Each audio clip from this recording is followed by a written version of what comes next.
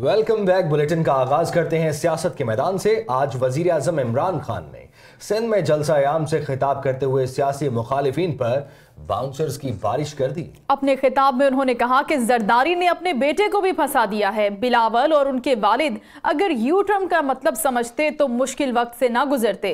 बिलावल भुट्टो ने अंग्रेजी में जो तकरीर की वो शायद ऐवान में बैठे बहुत से लोगों को समझ ही नहीं आई। नाकाम सर्जिकल स्ट्राइक के बाद भारतीय फजाइया ताहाल बौखलाई हुई है। शिकस्ता हाल भारतीय फजाइया ने एक और तैयारा खो दिया। भारतीय फौज का लड़ाका तैयारा राजस्थान के करीब गिरकर तबाह हुआ। तफसीलात जानेंगे इस रिपोर्ट में।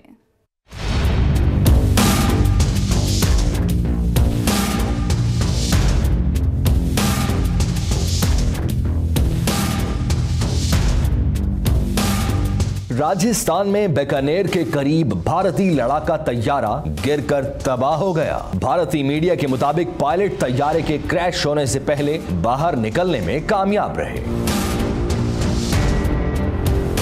भारतीय वजारत दिफा का कहना है कि MiG-21 तैयारा परिंदे से टकराने के बायस हादसे का शिकार हुआ। गुज़श्ता साल और रवा साल भी भारत अपने कई लड़ाका तैयारे मुख्तलिफ हादसात में खो चुका है।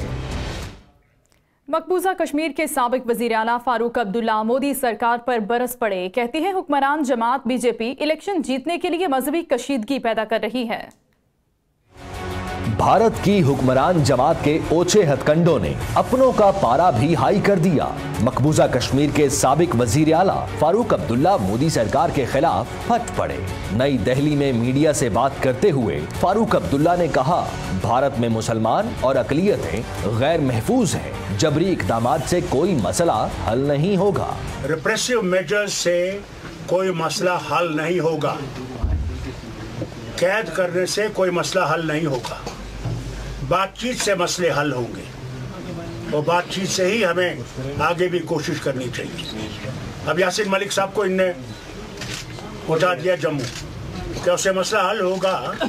उससे क्या मासूमा खामोश रहेगा? फारूक अब्दुल्ला ने कहा, हुक्मरान जमात बीजेपी इलेक्शन जीतने के लिए मजहबी कशीदगी पैदा कर रही है। Unfortunately, in this election, the party that is ruling is creating a rift between various religions.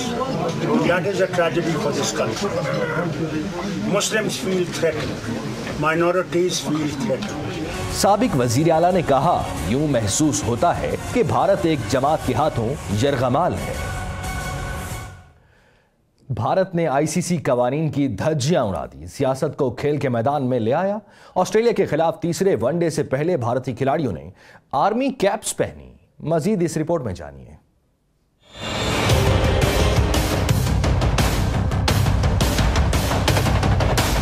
Bharat खेल में भी सियासत ले आया।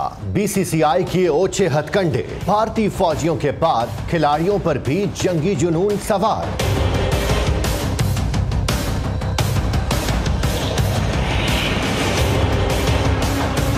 ऑस्ट्रेलिया के खिलाफ तीसरे एक रोजा वनडे से कबल भारतीय क्रिकेटर्स ने आर्मी कैप्स पहनी। एजाजी लेफ्टिनेंट MS धोनी ने दीगर क्रिकेटर्स में फौजी टोपियां तकसीम की। देखना यह है कि भारतीय खिलाड़ियों की इस हरकत के बाद आईसीसी सख्त एक्शन लेता है या एक बार फिर चुप साध कर मामला रफा दफा कर दिया जाएगा। भारतीय हठधर्मी को देखते हुए अमेरिकी अखबार न्यूयॉर्क टाइम्स ने खदशा जाहिर किया है कि पाकिस्तान और भारत के दरमियान एटमी जंग छिड़ सकती है। दोनों मुल्कों में बातचीत न होने के बराबर है और सरहदों पर फौज तैयार है।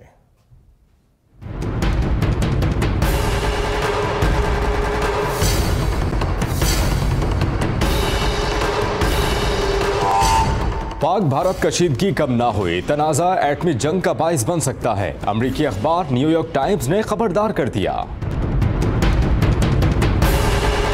अमेरिकी अखबार ने लिखा है, पाकिस्तान और भारत में मसला कश्मीर हल नहीं होता तो इसके खौफनाक नताइज हो सकते हैं। मसला कश्मीर की मौजूदगी में एटमी जंग का खतरा बरकरार रहेगा। न्यूयॉर्क टाइम्स ने अपने इदारिये में कहा, आलमी बरादरी मसला कश्मीर के हल के लिए मुदाखलत करे। आलमी दबाव के बगैर मसला कश्मीर का देरपा हल मुमकिन नहीं। अमरीकी अखबार ने तवज्जो दिलाई, भारतीय वजीर आजम पाकिस्तान के खिलाफ न सिर्फ हिंदू कौम परस्ती को हवा दे रहे हैं बल्कि पाक भारत कशीदगी को अपने सियासी मकासद के लिए भी इस्तेमाल कर रहे हैं। अब खबर यह है कि chairman joint chiefs of staff committee general Zubair Mahmood Hayat ने नेवल हेडक्वार्टर्स का दौरा किया। उन्होंने मुल्क में मौजूदा सूरत हाल पर पाक बहरिया की ऑपरेशनल तैयारियों का जायजा लिया। तर्जुमान पाक बहरिया के मुताबिक पाक बहरिया के सरबरा एडमिरल जफर महमूद दबासी ने मौजूद मेहमान का इस्तकबाल किया। Chairman joint chief of staff committee को मौजूदा सूरत हाल में पाक बहरिया की ऑपरेशनल तैयारियों पर ब्रीफिंग दी गई। जनरल जुबैर महमूद हयात ने पाक बहरिया की ऑपरेशनल तैयारियों पर इज़हार इत्मीनान भी किया। बाबरी मस्जिद का मसला 26 साल बाद भी हल नहीं हुआ। भारतीय सुप्रीम कोर्ट ने मामले को सालिसी के जरिए हल करने का हुक्म देते हुए 3 रुकनी कमेटी बना दी है। बाबरी मस्जिद के लिए कायम 3 रुकनी सालिसी कमेटी की सरबराही सुप्रीम कोर्ट के साबिक जज कलीफुल्ला करेंगे। दूसरे अरकान में सरी रविशंकर और एडवोकेट श्रीराम पंजू शामिल हैं। भारतीय मीडिया के मुताबिक अदालत ने सालिसी का अमल 8 हफ्तों में मुकम्मल करने का हुक्म दिया। सालिसी की समाअत की मीडिया रिपोर्टिंग पर पाबंदी होगी। भारत ने पाकिस्तानी हाई कमीशन को अमृतसर में पाकिस्तानी शहरी आजम की हलाकत के बारे में कुछ नहीं बताया। आजम का नाम गैर मुसद्दिका पाकिस्तानी शहरियत रखने वालों की फहरिस्त में शामिल था। 62 साला मोहम्मद आजम अमृतसर के गुरु नानक देव अस्पताल में इंतकाल कर गए थे। मोहम्मद आजम को 25 फरवरी को अमृतसर जेल से अस्पताल मुंतकिल किया गया। सिफारती जराये के मुताबिक पाकिस्तानी हाई कमिश्नर दिल्ली ने बाज़ाब्ता आजम की हलाकत का मामला भारतीय वजारत खारजा के साथ उठाया हुआ है। आजम की शहरियत की तस्दीक हुकूमत पाकिस्तान ने नहीं की थी, ताहम गैर मुसद्दिका पाकिस्तानी शहरियत रखने वालों की फहरिस्त में मरहूम का नाम शामिल है। वेलकम बैक बुलेटिन में ब्रेकिंग न्यूज शामिल करें नाजरीन। जब माल मुफ्त मिले तो दिल बेरहम हो ही जाता है। ऐसा ही कुछ रेलवे अफसरान की तरफ से देखा गया है। रेलवे के मैनेजर वर्ग सकलैन के घर में पानी पहुंचाने का काम सरकारी फायर ब्रिगेड की गाड़ी से लिया जा रहा है, जबकि घर के बाहर लगे पौधों को भी पानी इसी गाड़ी से दिया जाता है। ये गाड़ी जो कि आग बुझाने का काम करती है, इमरजेंसी सूरत हाल में इस्तेमाल की जाती है, लेकिन यहां पर पानी पहुंचाने के लिए, पौधों को पानी देने के लिए इस ड्यूटी पर 2 मुलाजिम भी तैनात किए गए हैं। इसी हवाले से मजीद जानते हैं लाहौर से हमारे नुमाइंदे उस्मान अहमद से। उस्मान, बताइएगा, सरकारी गाड़ियां हैं, जाती घर है, पौधों को पानी, शहर में अगर आग लग जाती है, ऐसे वाकयात पेश आ जाते हैं, वहां पर गाड़ियां तो बहुत देर से पहुंचती हैं। जी बिल्कुल, ये रेलवे अफसरान की जानिब से अदारे की चीजों को जाती इस्तेमाल में लाना कोई नई बात नहीं।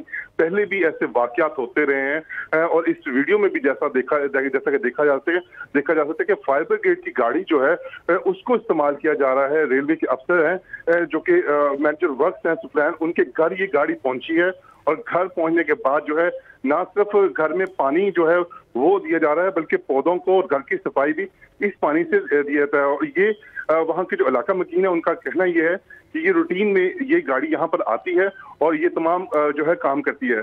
जबकि ये रेलवे की फायर ब्रिगेड की जो गाड़ी है ये इसलिए रखी गई है कि रेलवे के अंदर किसी भी किस्म की इमरजेंसी की सूरत में उससे निपटने के लिए जो है फायर ब्रिगेड की गाड़ियां जो है वो इस्तेमाल की जाएं। लेकिन यहाँ पे जो रेलवे के अंदर ये तमाम निज़ाम उल्ट है। ये तमाम तर जो गाड़ियां हैं और इवन की ये गाड़ियों के जो मुलाजमीन भी जो हैं वो भी इन सरकारी अफसरान के जो जाती काम है उनको करने के लिए इस्तेमाल किए जाते हैं। इसमें यहाँ पे भी वीडियो में भी देखा जाता है 2 मुलाजमीन, और इन मुलाजमीन की ये ड्यूटी है कि यहाँ की जो घर की जो क्यारी है उसको पानी देने के लिए और इस घर को धोने के लिए इस गाड़ी को वो इस्तेमाल करते हैं। जी ठीक है उस्मान, तो आपने इस खबर से मुतालिक तफसीलन बताया, शुक्रिया आपका।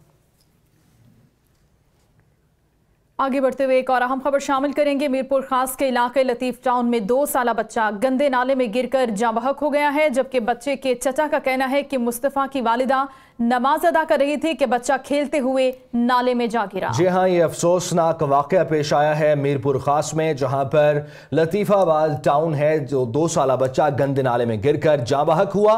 बच्चे के चचा कहते हैं कि मुस्तफा की वालिदा नमाज पढ़ रही थी कि बच्चा खेलते हुए नाले में गिर गया। और ऐसे वाकयात पाकिस्तान भर से रिपोर्ट होते रहते हैं, क्योंकि कोई सही से इंतजामिया की जानिब से नहीं किया जाता नालों को बंद करने के लिए।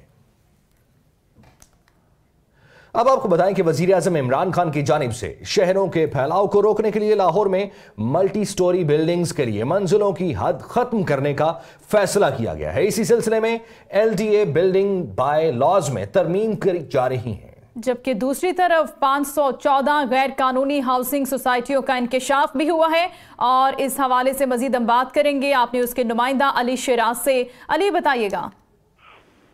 जी बिल्कुल, सबसे पहले तो जो लाहौर का फैलाव है उसको कंट्रोल करने के लिए जो बुलंद बाला जो है इमारतें, उसके लिए 22 मंजिला की जो हदूद थी उसको खत्म कर दिया गया है। अब किसी भी प्लाजे के रकबे के मुताबिक उसकी जो ऊंचाई है, जो कसीरुल मंजिला इमारतें होंगी, उसका नक्शा उसके मुताबिक पास होगा। उसमें 50 मंजिला भी हो सकता है, 60 मंजिला भी हो सकता है। जमीन का जितना रकबा होगा उसके मुताबिक उसकी मंजिलें जो है वो उसकी इजाजत मिलेगी। इसके साथ साथ LDA के हदूद के अंदर जो लाहौर डिवीजन है, जिसमें लाहौर, शेखुपुरा, कसूर और ननकाना आता है, इस हदूद के अंदर तकरीबन 514 गैर कानूनी हाउसिंग सोसाइटियों का जो है वो इंकशाफ हुआ है। LDA की को हदायत की गई थी वजीर आजम पाकिस्तान की जानिब से कि जो ज़राई रकबा है उसके अंदर कोई भी हाउसिंग सोसाइटी का जो है वो नक्शा पास ना किया जाए। उस बिना पर जो है तकरीबन 193 के करीब हाउसिंग सोसाइटियां वो सामने आई थी। इसके साथ साथ जो दूसरे रकबे हैं जिसके अंदर LDA बाई लॉज की जो है वो खिलाफ वर्जी की गई है, उन तमाम हाउसिंग सोसाइटियों का जो मर्ज किया गया है उसकी डिटेल के मुताबिक, उसकी रिपोर्ट के मुताबिक 514 हाउसिंग सोसाइटीज ऐसी सामने आई हैं जिनको गैर कानूनी करार दिया गया है। इसके साथ साथ LDA के अंदर जो इस टाइम 197 के करीब ऐसी फाइलें हैं जो प्रोसेसिंग में और जिनका अभी रिकॉर्ड चेक किया जा रहा है, उनमें से भी बहुत सारी ऐसी सोसाइटीज हैं जो LDA बाई लॉज के मुताबिक तामीर नहीं की गई। उनका भी डाटा इकट्ठा किया जा रहा है और उनको भी अनकरीब जो है वो गैर कानूनी डिक्लेयर कर दिया जाएगा। जी बहुत शुक्रिया आपका अली शिराज तफसीलात के लिए। जाली अकाउंट्स का तज़किरा करते हुए बताएं, एहतसाब अदालत ने जाली बैंक अकाउंट्स केस में गिरफ्तार आफ्ताब मेमन को 13 रोजा जिस्मानी रिमांड पर नैब हुक्काम के हवाले कर दिया है। नैब ने गिरफ्तारी के बाद आफ्ताब अहमद मेमन को इस्लामाबाद की एहतसाब अदालत में पेश किया। नैब प्रोसिक्यूटर ने अदालत को बताया कि मुलजिम ने इख्तियारात का नाजायज इस्तेमाल करते हुए 7 एकड़ अराजी मुंतकिल की, जिससे कौमी खजाने को 80 करोड़ रुपए का नुकसान पहुंचा। मुलजिम को जिस्मानी रिमांड पर दिया जाए, रिकॉर्ड से मुतालिक मजीद मालूमात हासिल करनी है। आफ्ताब मेमन के वकील ने मौक़िफ़ अपनाया कि अराजी तमाम कानूनी तकाजे मुकम्मल होने पर मुंतकिल की गई। अदालत ने फरीकैन के दलाइल सुनने के बाद मुलजिम को 13 रोजा जिस्मानी रिमांड पर नैब के हवाले कर दिया।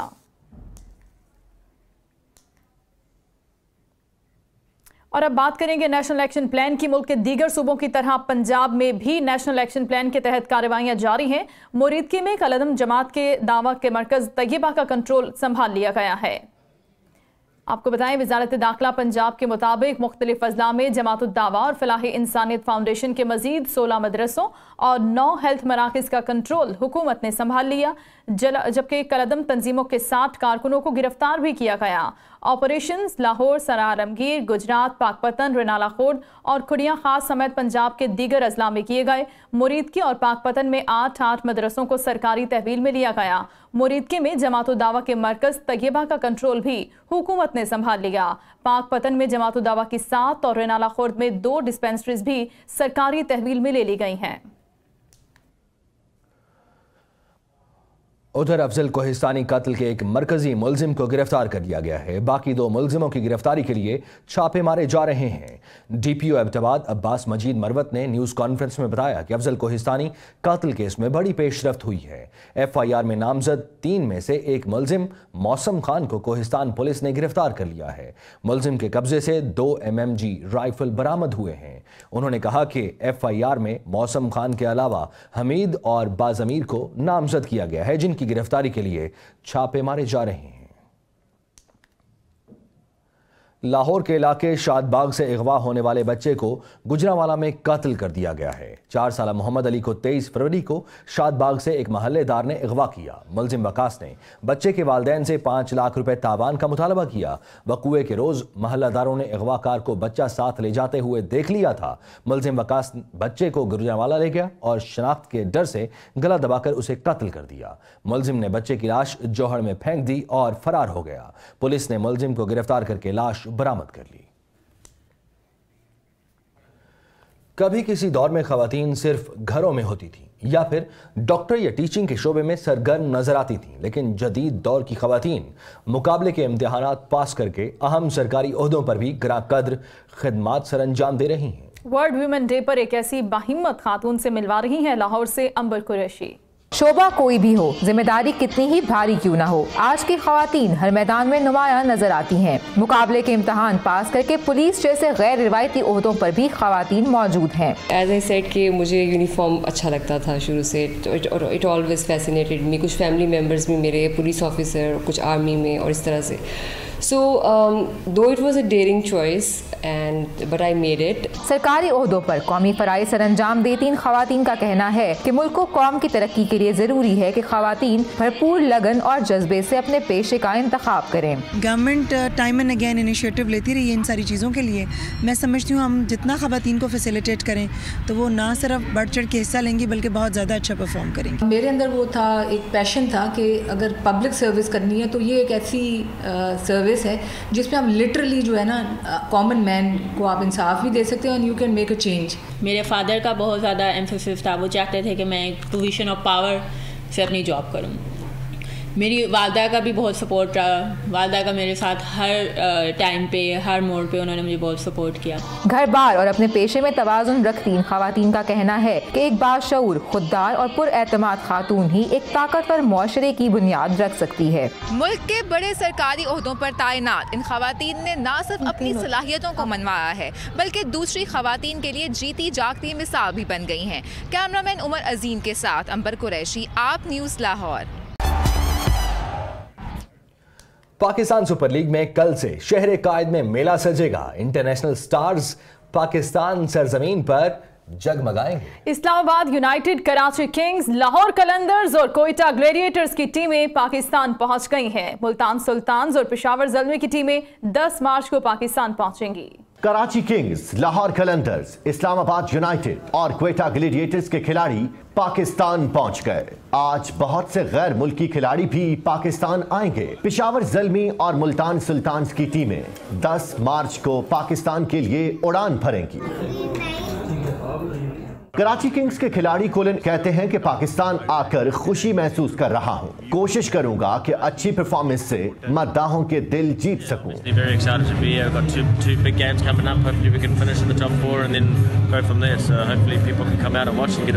बैन डंक बोले, पाकिस्तानी कौम क्रिकेट से बेहद प्यार करती है। पाकिस्तान में क्रिकेट की वापसी में किरदार अदा करना मेरे लिए खुशी का बायस है।